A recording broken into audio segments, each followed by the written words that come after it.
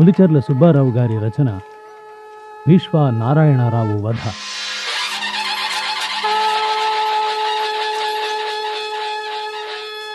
అధ్యాయం 6. కీర్తిశేషులైన పీష్వా బాజీరావు గారి ద్వితీయ పుత్రుడు రఘునాథ దాదా, గారడీ నాయకులైన సుమేర్ సింగ్, మహమ్మద్ యూసఫ్, ఖరక్ సింగ్, బహదూర్ ఖాన్లకు వ్రాసి ఇచ్చిన పూచీకత్తు. దుష్పరిపాలన చేయుచున్న పీష్వా నారాయణరావును మీరు పట్టుకునవలసినది. ఇందుకు ప్రతిఫలముగా 3 లక్షల రూపాయలు చెల్లింపగలవాడను. ఈ చర్యకు సర్వవిధములా నేనే బాధ్యుడను. ఇట్లు రఘునాథరావు దాదా. తులాజీ తెచ్చి ఇచ్చిన పూచీకత్తును 1కి 2 సార్లు దీక్షగా చదువుకున్నాడు సుమేర్ సింగ్. తక్కిన 3 గారడీలు కూడా శ్రద్ధగా చదివి తృప్తిపడ్డారు. ఇక మీ అనుమానాలన్నీ తీరినట్లేనా అన్నాడు తులాజీ. తీరినట్లే. ఇక దాదాసాహెబ్ ఆజ్ఞ ఒక్కటే తర్వాయి అన్నాడు యూసఫ్. త్వరపడకండి అన్నాడు సుమేర్ సింగ్. నీ అనుమానాలకు అంతులేదా భాయ్ అన్నాడు తూలాజీ అసహనంతో. ఇంక ఒక్క అనుమానమే మిగిలి ఉంది అన్నాడు సుమేర్ సింగ్ నిదానంగా. ఏమిటది? మే మహారాష్ట్ర భాషలో ధరావే అంటే పట్టుకోవలసింది అనే కదా అర్థం? అవును, పట్టుకుని చెరలో ఉంచమని అంతరార్థం. కావచ్చు, కాని పీష్వాలు బ్రాహ్మణులైనా వారిది వీరవంశం. బాజీరావు, బాలాజీరావు, సదాశివరావు, చీమాజీ అప్ప, మాధవరావు, రఘునాథరావు అందరూ కత్తిపట్టి కథనరంగంలో నిలిచినవారే, అవునా? ఇది అందరికీ తెలిసిన విషయమే కదా భాయ్. ఆ వంశంలోనే ఇప్పటి పీష్వా నారాయణరావు కూడా జన్మించాడు. ఎంత బాలుడైనా లేశమైన పరాక్రమం ఉండకపోదు. కత్తో కర్రో తీసుకుని పోరాడక మానడు. అలాంటి పరిస్థితిలో వారికి ఎలాంటి గాయాలు తగలకుండా పట్టుకోవడమనేది జరిగే పనే కాదు. ఇది ఆలోచించవలసిన విషయమే అన్నాడు ఖరక్ సింగ్. పేష్వాకు ఏదైనా హాని కలిగితే ఆ తరువాత మమ్మల్ని తిట్టి ప్రయోజనం లేదండోయ్ అన్నాడు బహదూర్ ఖాన్. అబ్బా, పెద్ద చిక్కే తెచ్చిపెట్టారే.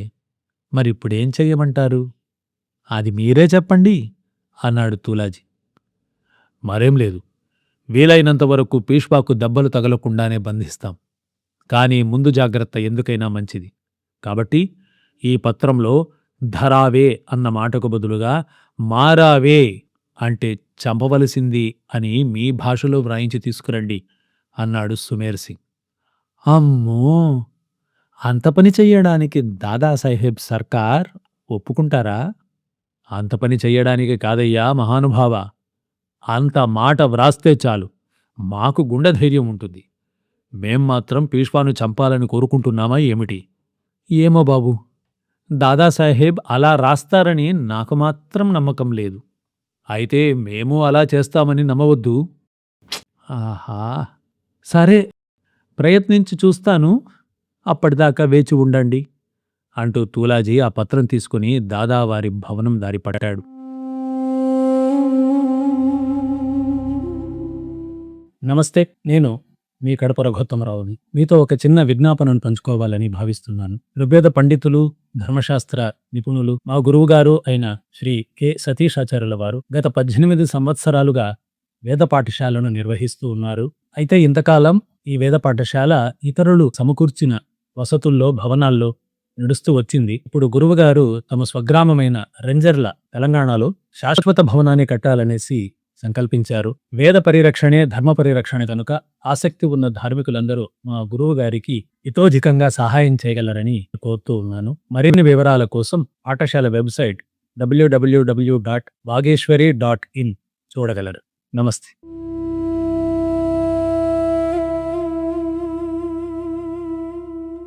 మొదటి నుండి రఘునాథరావు సేవకుడు కావడం వల్ల అతన్ని ఎవరూ అటకాయించరు.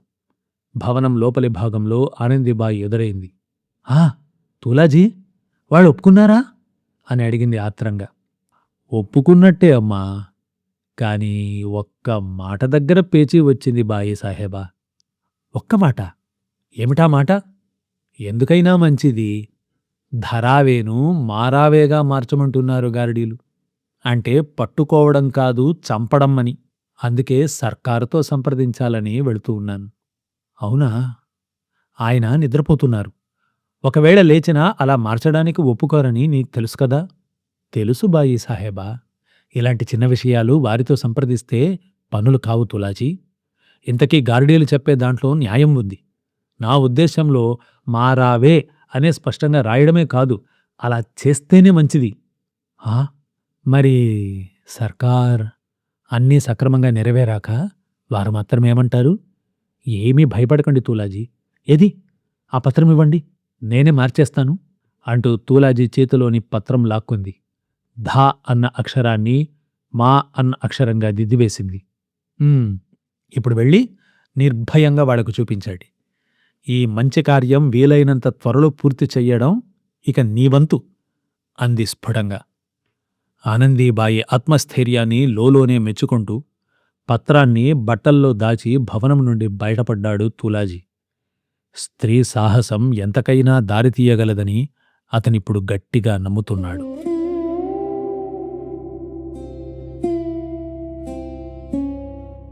అధ్యాయం 7. 1773 ఆగస్టు 30వ తేదీ సోమవారం. ఉదయం చాలా పొద్దెక్కి నిద్రలేచాడు పీష్వా నారాయణరావు. గబగబా కాలకృత్యాలు తీర్చుకుని దర్బారు హాల్లోకి వచ్చేసరికి హరిపంత్ కాచుకొని ఉన్నాడు. ఏమిటి విశేషాలు పంత్? శ్రీమంతుల వారు మరిచినట్లున్నారు. ఈ ఉదయం రఘోజీ ఆంగ్రేను కలుసుకోవలసి ఉంది. అరెరే, ఎంత పొరపాటు! వెళదాం పదా, ఇప్పటికే చాలా పొద్దెక్కింది.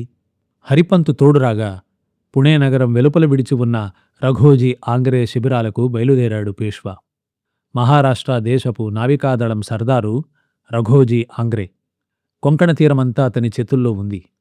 ఆంగ్రేలు సామాన్యులు కారు. 100 ఏళ్ల నుండి జింజీరా సిద్ధిలకు పోర్చుగీసు వారికి, ఇంగ్లీషు వారికి సింహస్వప్నమై వెలుగొందినారు. పేష్వాల మూలపురుషుడు బాలాజీ విశ్వనాథ్ నుండి మాధవరావు వరకు ఆంగ్రేలతో అవినాభావ సంబంధంతో వర్తించారు. రఘోజీ 4 రోజుల క్రిందటే పుణేకు వచ్చి పేష్వా నారాయణరావును సందర్శించి నజరాన చెల్లించాడు. మర్యాద కోసం మళ్లీ ఈనాడు అతన్ని సందర్శించవలసి ఉంది పేష్వా. నారాయణరావు అల్లంత దూరాన ఉండగానే పాదచారి అయి ఎదురేగి సగౌరవంగా శిబిరానికి తోడు తెచ్చాడు రఘోజీ ఆంగ్రే. కుశల ప్రశ్నలయ్యాక ఇద్దరూ ఒంటరిగా తీరిగ్గా కొలువుతీరారు. ఒక్క మనవి శ్రీమంత్. చెప్పండి ఆంగ్రే సాహబ్. తమరిలా ఒంటరిగా రావడం మంచిది కాదు. నాతో పాటు హరిపంత్ కూడా రావడం మీరు చూడలేదా? మహారాష్ట్ర సామ్రాజ్యానికి పీష్వా అయిన తమకు ఒక్క హరిపంత్ రక్షణ సరిపోతుందా శ్రీమంత్? నేను పుణేకు వచ్చి 4 రోజులయ్యింది. ఈ 4 రోజుల్లో ఎన్నెన్నో వదంతులు విన్నాను. అందరూ వదంతులు వదంతులు అంటున్నారు కాని ఆ వదంతులేమిటో చెప్పినవారు లేరు. మీరైనా చెప్పండి. తమ శ్రేయస్సు కంటే మాకు కోరదగినది లేదు శ్రీమంత్. కనుక చెబుతున్నాను. మీ పినతండ్రి రఘునాథ దాదాగారు, ఆయన భార్య ఆనందీబాయి అమ్మగారు తమను బంధించడానికి కుట్ర పన్నుతున్నట్లుగా వెళ్తున్నా. గారడీలు అందుకు సిద్ధంగా ఉన్నారట కూడా. కనుక తమరు వీలైనంత జాగ్రత్తగా మెలగాలి. మహల్లో ఉన్న బయటకు వచ్చిన ఎప్పుడూ తగినంత సిబ్బందిని వెంట ఉంచుకోవడం మంచిది. ఆహా, మీ సలహాకు కృతజ్ఞుని రఘోజీ. ఇకపై తప్పక తగు జాగ్రత్తగా ఉంటాను. సంతోషం. మరి శ్రీమంతుల వారు మన్నిస్తే మరొక్క చిన్న సలహా ఇవ్వగలను. అయ్యో, నిస్సంకోచంగా చెప్పండి. ఇన్నింటికీ మూలమైన దాదాపై న్యాయ విచారణ జరిపించి మరణదండని విధిస్తే ఆపై ఇలాంటి భయాలు ఏవీ ఉండవు కదా. ఆహా, దాదాజీకి మరణశిక్ష తప్పదు శ్రీమంత్. తప్పులేదు కూడా. ఎందుకంటే ఇది రాజనీతి. మహమ్మదీయ పాదుషాలను చూడండి. తఖ్తుకు అడ్డం వస్తారని అనుమానం కలిగితే సరి, అన్నదమ్ములైనా నిష్కారణంగా చంపి మార్గం నిష్కంటకం చేసుకుంటారు. మీరు ఆ పద్ధతి అవలంబిస్తే దోషమేమిటి? ఈ నారాయణరావు అంత దారుణం చెయ్యలేడు రఘోజీ. నారాయణరావే కాదు, మా వంశంలో ఇంతవరకు ఎవరూ అలాంటి ఘోరానికి పాల్పడలేదు. ఇకపై పాల్పడబోరు కూడా.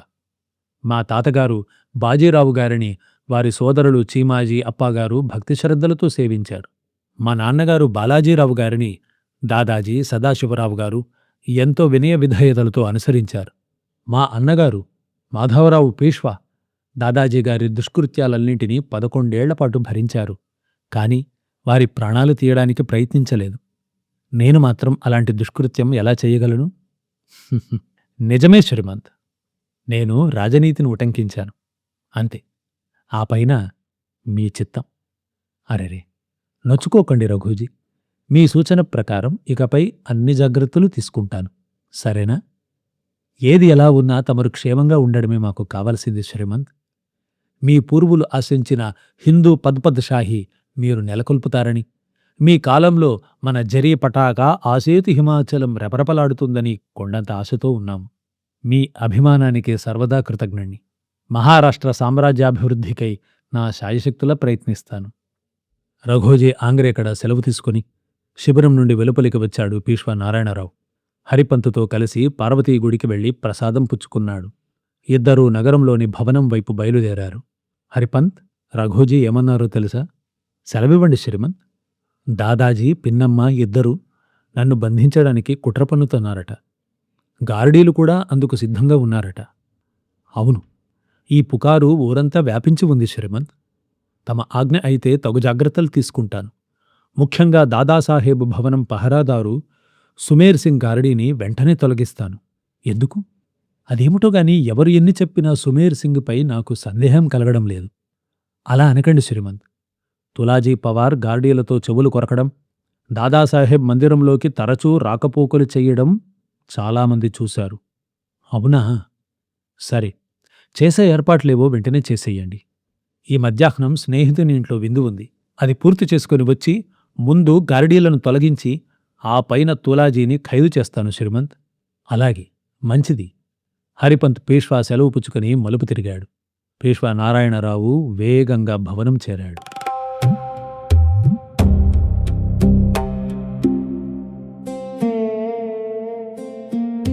అధ్యాయం 8. అయ్య బాబోయ్, కొంప మునిగిపోయిందిరా బాబూ, కొంప మునిగిపోయింది అంటూ గసపెట్టుకుంటూ వచ్చాడు తులాజీ. ఏమైంది? ఎందుకలా ఆదరబాదరగా వచ్చారు? అన్నాడు ఖరక్ సింగ్. గార్డీలంతా వేగిరపాటుతో తులాజీ చుట్టూ మూగారు. అంతా క్షణాల మీద జరిగిపోవాలి, లేకపోతే మన అందరి పీకలు తెగడం ఖాయం. ఏం జరిగిందో చెప్పకుండా ఏమిటా తత్తరా? సుమేర్ సింగ్ గద్దించాడు. ఇంకేముంది, మన పథకమంతా పీష్వాకు తెలిసిపోయింది. ఆ అంటూ గార్డీలంతా భయంతో కొయ్యబారిపోయారు. ఇంతకు ముందే రఘోజీ ఆంగ్రే పీష్వాను హెచ్చరించాడంట. గార్డీలను అందరినీ తొలగించమని పీష్వా హుకుం జారీ చేయబోతున్నాడట. ఇదంతా మీకెలా తెలిసింది? అన్నాడు బహదూర్ ఖాన్. దాదాసాహెబ్ సర్కార్ వేగులు లేని ప్రదేశం పూణే చుట్టుప్రక్కల ఎక్కడా లేదు కదా. అయితే ఇప్పుడు మనం ఏం చేద్దామంటారు?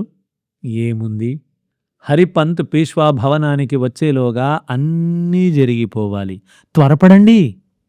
అప్పటి వరకు ఉన్న గార్డీల పూనిక, ధైర్యము అంతా మనమీదికి వచ్చేసరికి నీరుగారిపోయాయి. అందువల్లనే ఉలుకు పలుకు లేకుండా నిలిచిపోయారు. ఏం మాట్లాడరు? ఇప్పుడు బెదిరిపోతే లాభం లేదు. మీకు ముట్టే 3 లక్షలు అలా ఉంచి, విషయం ఎలాగూ బయటపడింది కనుక మీ పీకలు తెగడం మాత్రం ఖాయం అన్నాడు తులాజీ నిశ్చలంగా. సుమేర్ సింగ్ ఓ క్షణం తల పంకించాడు. దాదాజీ ఇచ్చిన పూచీకత్తు ఓసారి పరికించాడు. సరే, అలాగే కానివ్వండి అంటూ తక్కిన ముగ్గురు వెంటరాగా కదిలాడు. 500 మంది మెరికల్లాంటి గార్డీ సిపాయిలు వారిని అనుసరించారు. మిట్ట మధ్యాహ్నపు ఎండకు అందరి చేతుల్లోనూ కత్తులు తడతడ మెరుస్తూ ఉన్నాయి. అందరూ పీష్వా మందిరం పెరటిగుమ్మం తోసుకొని ఒక్కసారిగా లోపలికి ప్రవేశించారు. ఏయ్, ఏమిటి ఆగడం? ఆగండి అంటూ గుమ్మం దగ్గర జమేదారు బుధసింగ్ వారిని అటకాయించాడు. మా అరోబేటెకో అరిచాడు మహమ్మద్ యూసఫ్. క్షణమాత్రంలో గార్డీలు బుధసింగును తక్కిన ద్వారపాలకుల్ని అడ్డంగా నరికేశారు.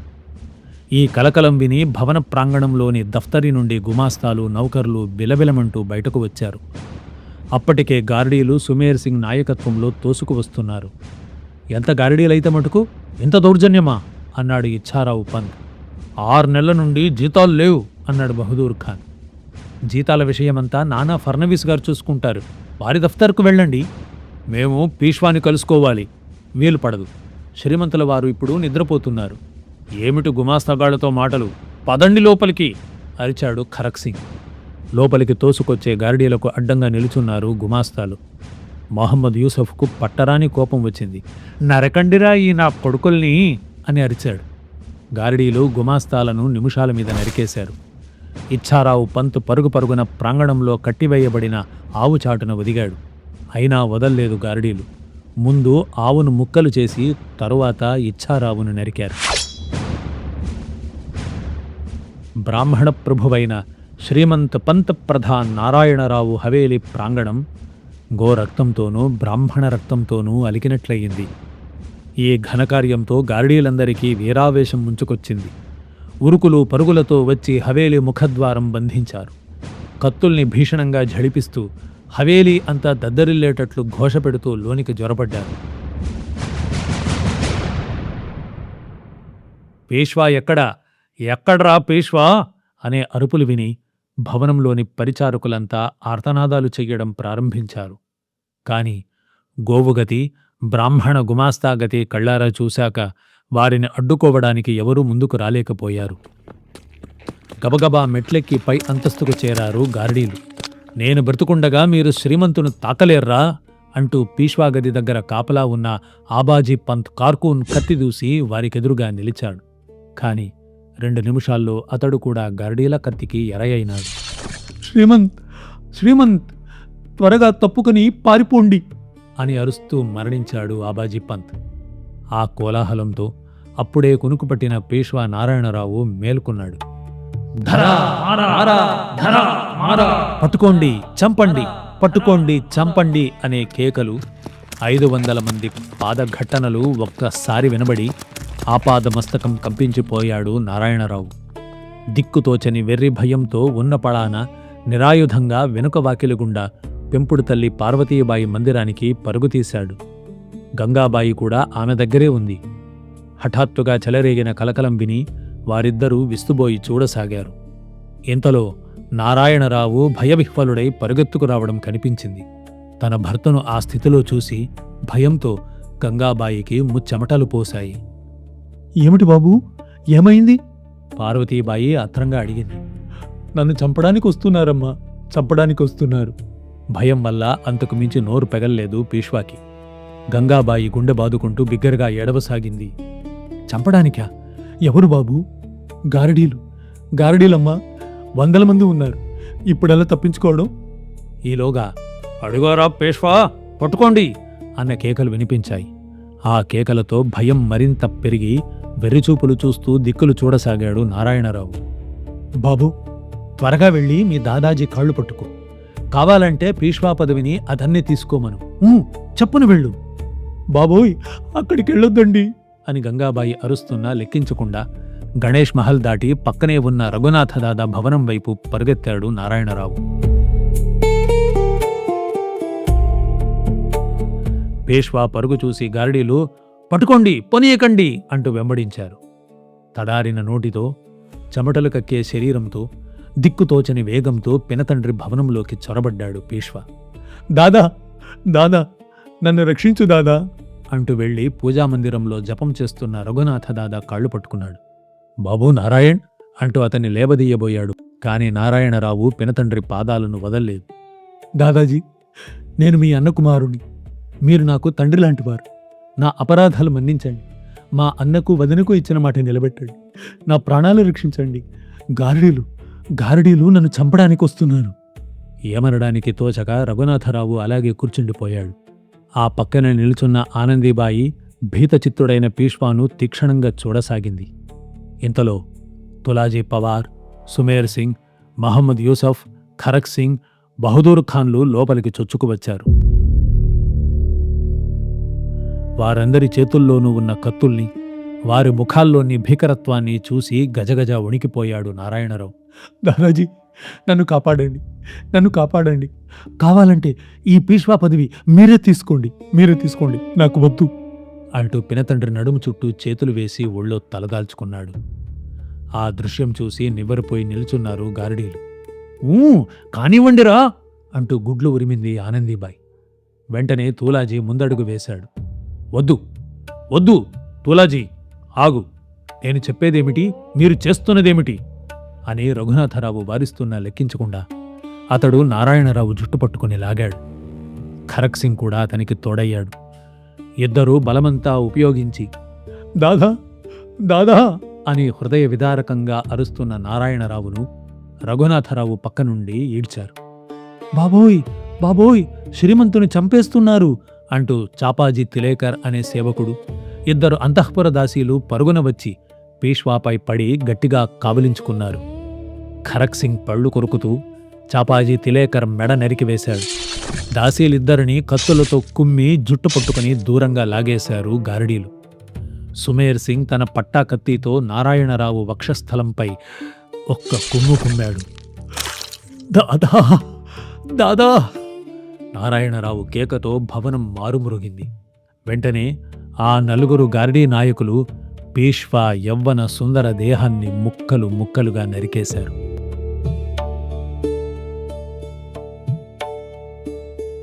అతని శరీర ఖండాలు పూజా మందిరమంతా చెల్లాచెదురుగా పడ్డాయి.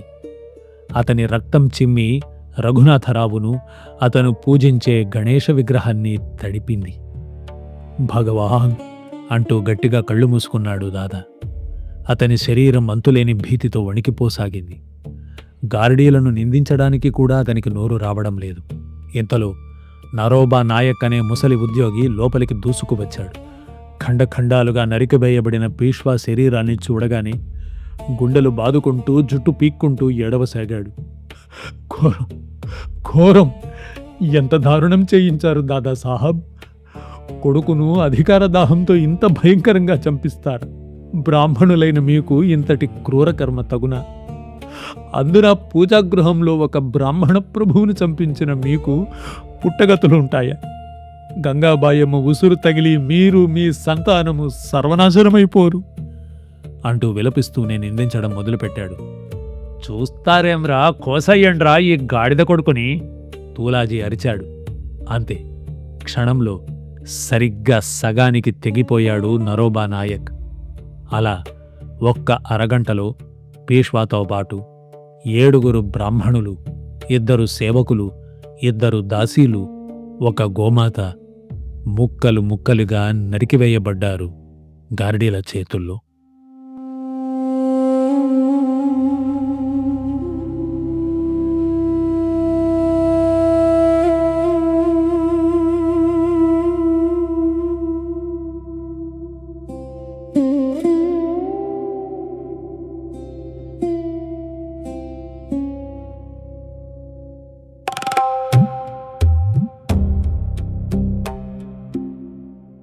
ఈ లఘుచిత్రం మీకు నచ్చినట్లయితే, ఇందులోని అంశాలు ముఖ్యమైనవి అని మీకు అనిపిస్తే దయచేసి ఇతరులతో పంచుకోండి.